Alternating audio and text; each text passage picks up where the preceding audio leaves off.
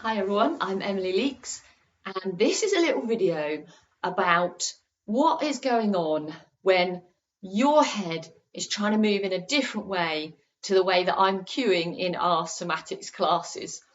Now, first of all, I have to say this is really normal and completely understandable, and it's just to do with the way our own individual patterns show up.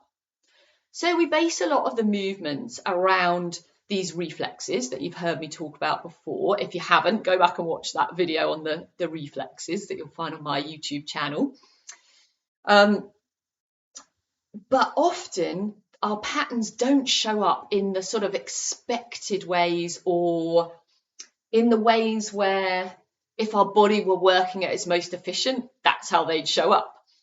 So what can happen is perhaps I'm cueing something like an arch.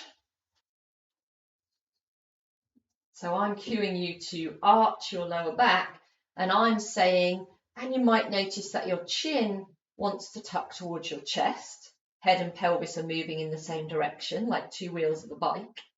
And you're going, no, my head wants to do this. My head wants to go the opposite way to my pelvis. Or it might show up in the flatten, like this. So this would be what I might be cueing. So flattening the back, and the chin tips up a little bit towards the ceiling. And that would be our red light reflex pattern. And then you might be saying, if I just come back to rest and then show you, you might be saying, no, when I flatten my back, my chin wants to tuck towards my chest.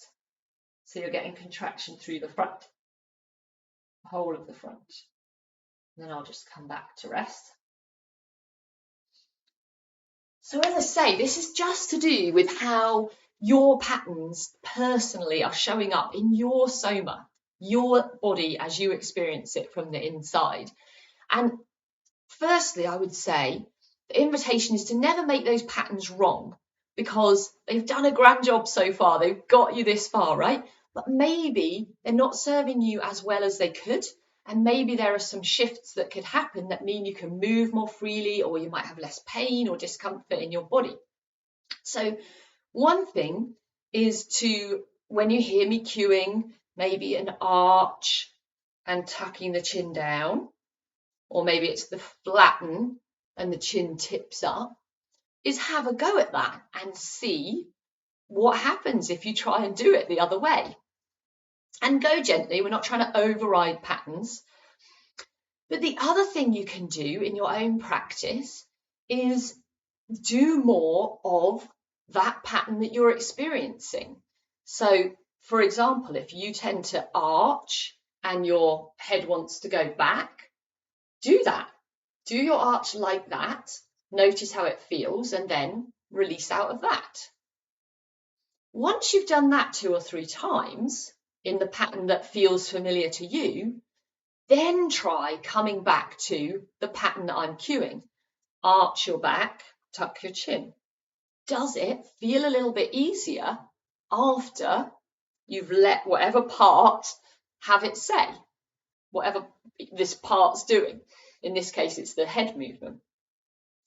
So whenever you find a pattern showing up that's not quite what is cued in the movement, make that be just as it is, make it welcome, and have a go at doing more of that, and then coming back to what's being cued and see if that makes the cued movement a little bit easier. So have a go at that, let me know how you get on, and have a bit of fun with it. Stay curious.